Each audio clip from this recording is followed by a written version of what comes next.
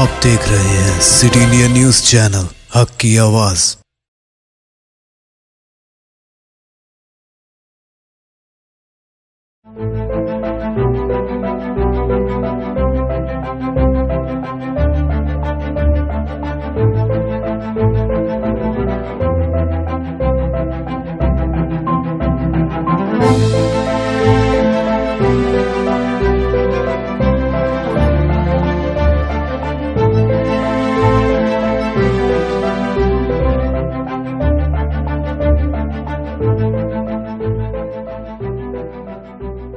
अस्सलाम वालेकुम, मैं Zafar Khan city India news में आप सभी का इस्तकबाल करता हूं। सिटी इंडिया टीवी के बहुत ही बेहतरीन प्रोग्राम क्या ख्याल है में मैं आपका इस्तकबाल और वेलकम करता हूं।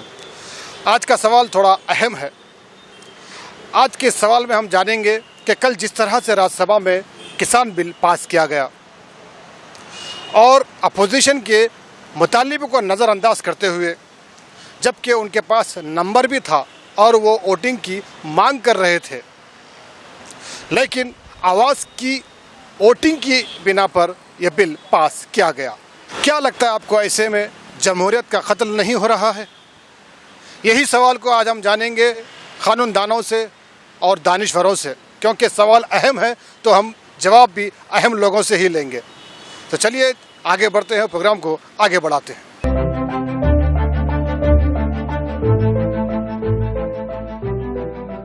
मैं मौजूद हूँ इस वक्त जस्टिस ई इस्माइल साहब के पास। आइए उनसे भी जानते हैं कि कल राज्यसभा में जिस तरह से किसानों का बिल पास किया गया है उस बारे में आपका क्या ख्याल है। क्या आपको नहीं लगता कि कल जिस तरह से बिल पास किया गया है, क्या आपको लगता है कि एक तरह से जमहूरियत का कत्ल किया जा रहा है, ख़त्म हो रहा है? आपका क्या ख्याल है इस बारे में?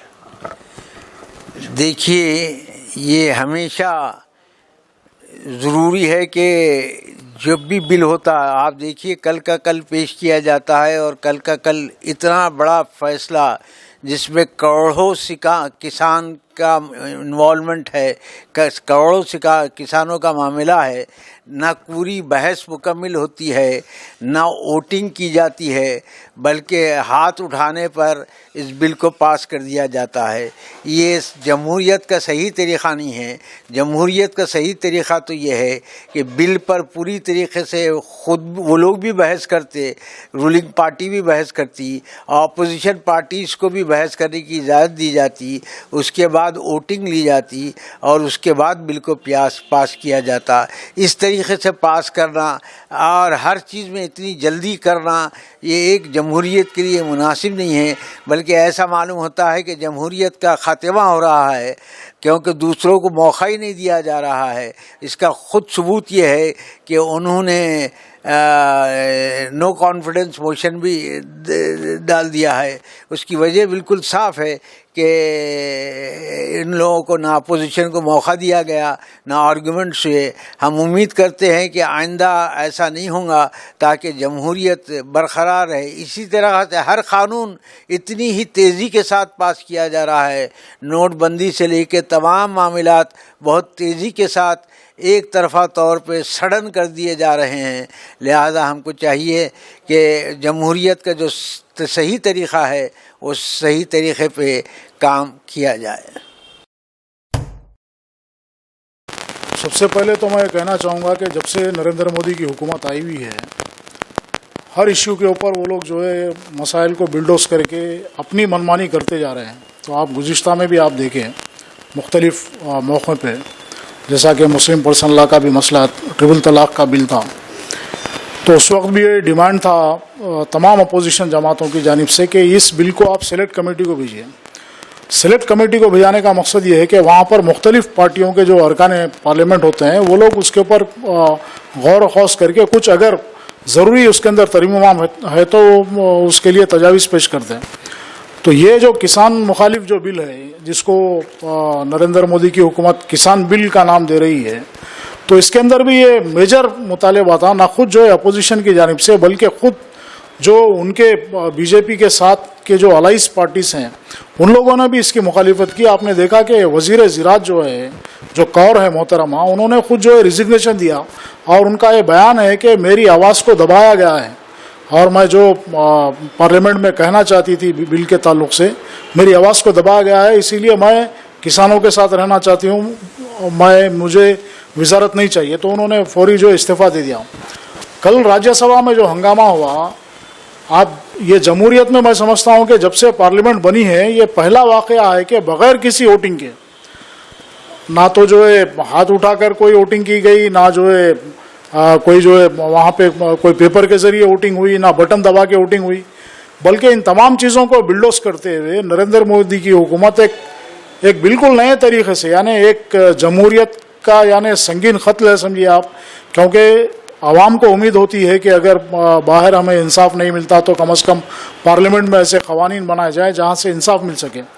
मगर ये पहली मर्तबा है कि राज्यसभा के अंदर वहाँ के जो डिप्टी चेयरमैन है उन्होंने तमाम तर चीज़ों को बालाए ताक रखते, तमाम उसूलों की धज्जियाँ उड़ाते हुए कल जो ये बिल पास किया, जिसकी जो शदीद मुखालिफत जो है तमाम गोशों से की जा रही है।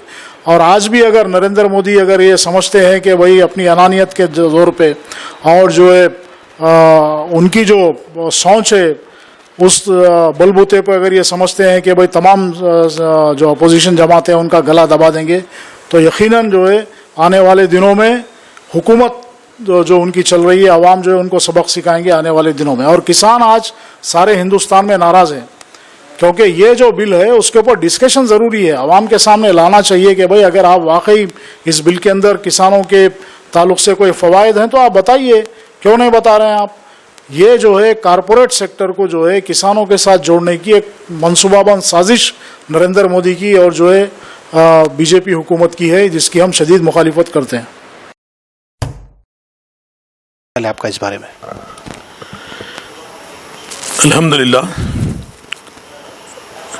कल जो राज्यसभा में जो बिल मंजूर हुआ, लोकसभा से होता हुआ राज्यसभा में भी आया, ये एक ना सिर्फ जमहूरियत का कत्ल है बल्कि किसानों का एक डेथ वारंट है।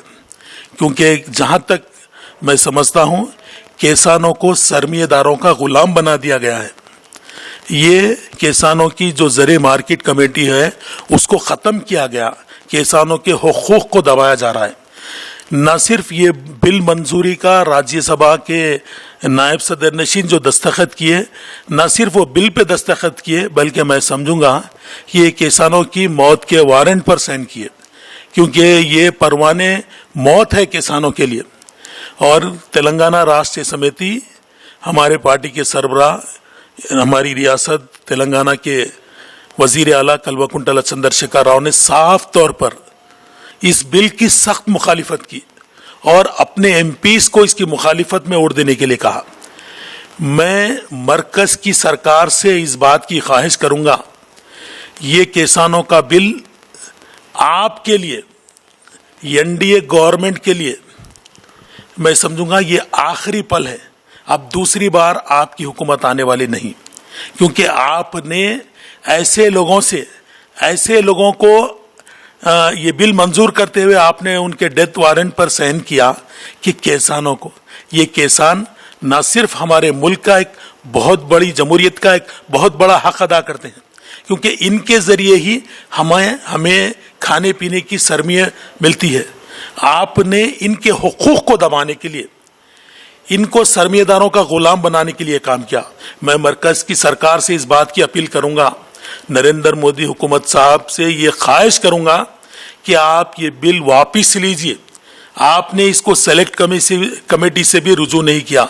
मैं पुरजोर मुतालबा करता हूं मरकज की सरकार से, इसको आप वापस लीजिए, नहीं तो लोग रोडों पर आएंगे और इसको बड़े पैमाने पर हम पूरे किसानों के साथ हैं। तेलंगाना राष्ट्रीय समिति तेलंगाना के हर किसान के हुकूक अदा करेगी और मेरी रियासत के वजीर आला कल्वकुंतला चंद्रशेखर राव साहब किसानों के लिए एक मसीहा साबित हुए। हिंदुस्तान में कोई ऐसा चीफ मिनिस्टर नहीं है जो ऋतु बंधु के नाम पर किसानों की मदद करता है। मैं नरेंद्र मोदी से इस बात की ख्वाहिश करूंगा, आप केसीआर साहब को देखकर कुछ सीखें। उन्होंने किसानों को जो हुकूक दिए हैं आप उसको देखिए।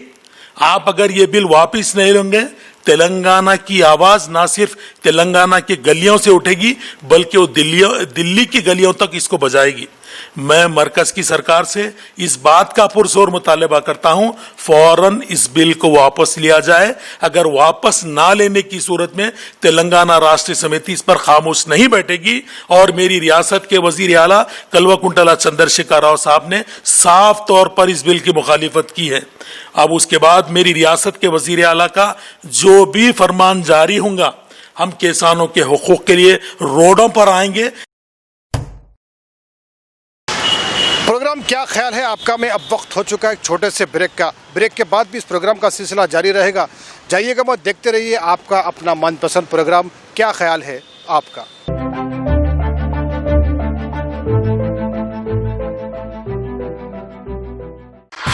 आप अपने नन्हे मुन्ने मासूम नटखट बच्चों की अदाएं, मस्ती भरी शरारतें, लड़खड़ाती हुई जबान से प्यारी प्यारी बातें, भोले भाले चेहरे बनाकर हंसना और हंसाना,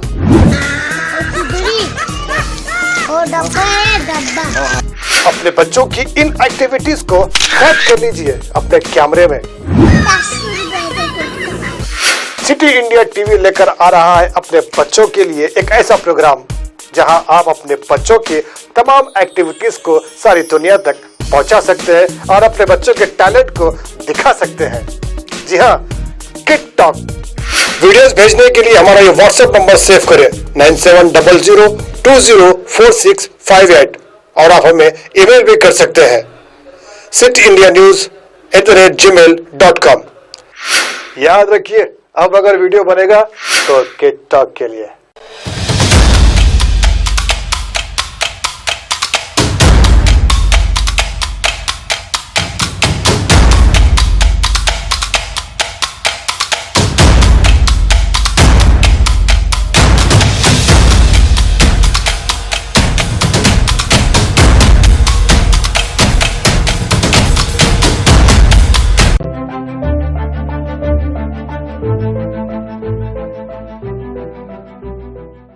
ब्रेक के बाद आपका फिर से इस्तकबाल है आपके अपने मनपसंद प्रोग्राम सिटी इंडिया टीवी का बहुत ही बेहतरीन पसंदीदा प्रोग्राम क्या ख्याल है आपका।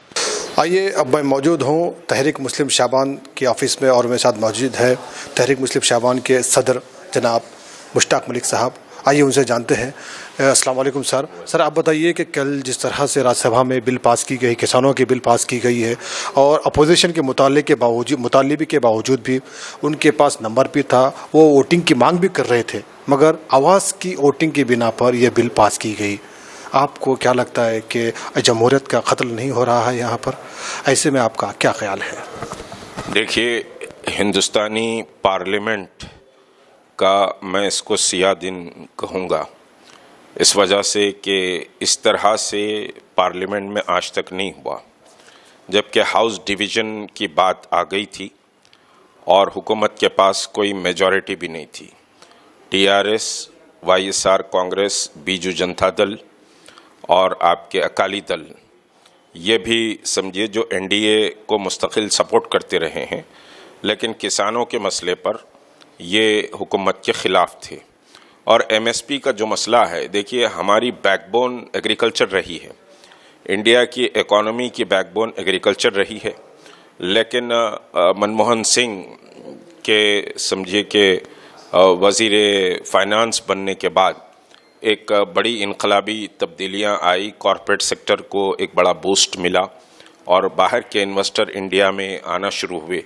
फिर उसके बाद 10 साल का मनमोहन सिंह का प्राइम मिनिस्टर का जो दौर था, जीडीपी रेट हम 9 तक भी गए, 8 तक भी गए, 7 तक भी गए, और आज जो जीडीपी रेट है वो माइनस में हम जा रहे हैं। -23 जीडीपी रेट है।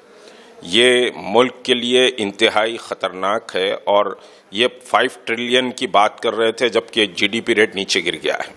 और हमारी बैकबोन किसान है, बग़ैर किसान की ये मुल्क नहीं चल सकता। आज भी हम समझिए कि 45% एग्रीकल्चर सेक्टर पर डिपेंड करते हैं। और एमएसपी के लिए जो नया कानून लाया गया, जिस तरह से समझिए कि किसानों को तबाह बर्बाद करने की कोशिश की गई है, वो किसी भी हिंदुस्तानी शहरी के लिए काबिल कबूल नहीं। हम भी उसकी शदीद मजम्मत करते हैं। और मुल्क की इकोनॉमी को तबाह करने में नरेंद्र मोदी का नाम सुनहरी हरफों में लिखा जाएगा। अभी 21वीं सदी में ये किसानों के लिए सबसे सुनहरा बिल वज़ीर आज़म कह रहे हैं, जबकि अगर ये सुनहरा बिल है तो किसानों को जश्न मनाना चाहिए था। किसानों को समझिए कि नरेंद्र मोदी की तारीफ करनी चाहिए थी और बीजेपी वालों को फूल पिनाना चाहिए था, बल्कि अकाली दल अपनी मिनिस्ट्री को लात मार के निकल गई। ये अपने आप में बहुत बड़ी बात है एनडीए के लिए। हालांकि वो मुस्तकिल अकाली दल समझाती रही है, लेकिन उसके बावजूद भी क्योंकि ये डिक्टेटरशिप चलाना चाहते हैं, दरअसल ये चाइना और रशिया के तर्ज पर हिंदुस्तान की जमहूरियत को ले जाना चाहते हैं। ये जमहूरियत का बड़ा कत्ल है। और फिर उसके साथ समझिए कि 8 राज्यसभा के एमपीज़ को जो सस्पेंड किया गया है वो भी समझिए कि इंतहाई तकलीफ दे बात है हिंदुस्तानी पार्लियामेंट्री निज़ाम में। और जो नो कॉन्फिडेंस मोशन आया है, अब इतनी बड़ी गड़बड़ होने वाली थी। दरअसल अय्यारी मक्कारी भारतीय जनता पार्टी की ये है कि हाउस के चेयरमैन को सीट पर रहना चाहिए था। वेंकैया नायडू उस वक्त समझिए कि सदारत करनी चाहिए थी, वेंकैया नायडू को चेयर पर रहना चाहिए था। वेंकैया नायडू को चेयर पर नहीं रखा गया, बल्कि समझिए कि नीतीश कुमार की पार्टी का जो वाइस चेयरमैन है इस वक्त हाउस का, उसको चेयर पर रखा गया ताकि टारगेट करें बिहार इलेक्शन में और नीतीश के सर पर समझिए कि ठीकरा फोड़ा जाए। और बीजेपी की इस वक्त ये कोशिश है कि हम बिहार में नीतीश कुमार से ज़्यादा सीटें ला लें और समझिए कि चीफ मिनिस्टरियल कैंडिडेट हमारा हो। इस वजह से ये खेल भी खेला गया कि डिप्टी चेयरमैन को सीट पर बिठाया गया, जबकि वेंकैया नायडू को खुद बैठना चाहिए था क्योंकि गड़बड़ी का पूरा अंदेशा था और हाउस में बिल शिकस्त खा जाता था। बहरहाल ये जो हुआ है हिंदुस्तानी पार्लिमानी निज़ाम में एक सियाह दिन है और जमहूरियत को पे दर पे समझिए कि क़त्ल करने और जमहूरियत का गला घोंटने के लिए ये हुकूमत कोशिशें कर रही है। लेकिन ये हिंदुस्तान की आवाम जमहूरियत पसंद है, वो इसको बर्दाश्त नहीं करेगी। वक्त आएगा, एक बड़ा रेवोल्यूशन आएगा और शायद हो सकता है कि मोदी अपने पूरे 5 साल भी मुकम्मल न कर सके। अब मेरे साथ मौजूद है शहर हैदराबाद के जाने माने एडवोकेट वाहिद अली खान साहब। आइए उनसे जानते हैं कि जिस तरह से कल जो बिल पास हुआ है सर, उस बारे में आपका क्या ख्याल है। आपका क्या ख्याल है हमारे इस चैनल के ज़रिए बताइए। अभी राज्यसभा में एक लोगों को बड़ी एक तवक्को थी कि भाई एक अच्छा बिल पास होगा, एक अच्छा जस्टिस होगा पब्लिक के साथ में, आवाम के साथ में। लेकिन ऐसे यानी नाउम्मीद हो गए हैं कि लोगों के बगैर कोई मेजॉरिटी के वन साइड एक बिल पास करके लोगों में एक तशवीश का बाज़ बन गई। हुकूमत से बहुत अच्छे तवक्कुआत थी, जैसे बीजेपी आज जिस अंदाज से जा रही है, मैं समझता हूँ ऐसे करने से बहुत बड़ा असर पड़ेगा। आज आवाम जो परेशान है इसका ख़ास ये है वजह इनके कि ऐसे बिल पास करके लोगों में एक बेचैनी पैदा करे हैं इसमें। तो आइंदा मैं समझता हूँ अगर ऐसी पास करते रहेंगे लोगों में तो बहुत हालात इंडिया के बहुत ही तबाह और बर्बाद की तरफ रवां दवा है इस वक्त। आपको नहीं लगता कि एक तरफ से जमहूरियत का कत्ल हो रहा है? बिल्कुल आपने ये सही कहा है कि इस वक्त जमहूरियत के ऊपर इनडायरेक्टली अटैक है।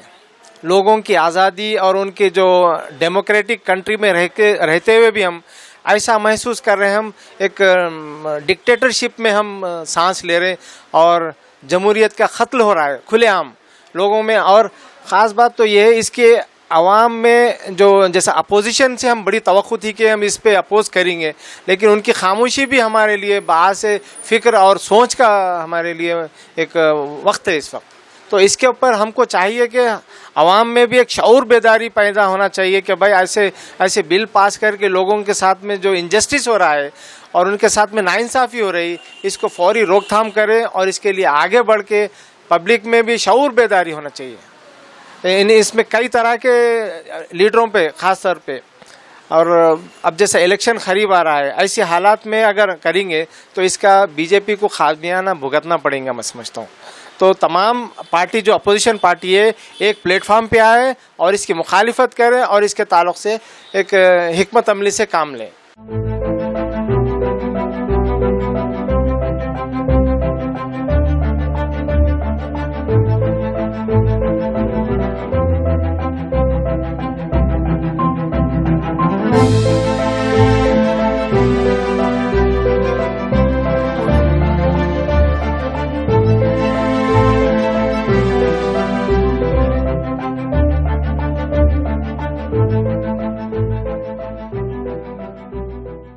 दोस्तों, अगर आपको हमारी न्यूज और एंटरटेनमेंट तमाम प्रोग्राम पसंद आते हैं तो फिर लाइक करें, शेयर करें और सब्सक्राइब करें। और हाँ, बेल आइकॉन दबाना ना भूलें ताकि आप हमारी हर न्यूज और हर एंटरटेनमेंट प्रोग्राम से अपडेट रहें। देखते रहिए सिटी इंडिया न्यूज, हक की आवाज़।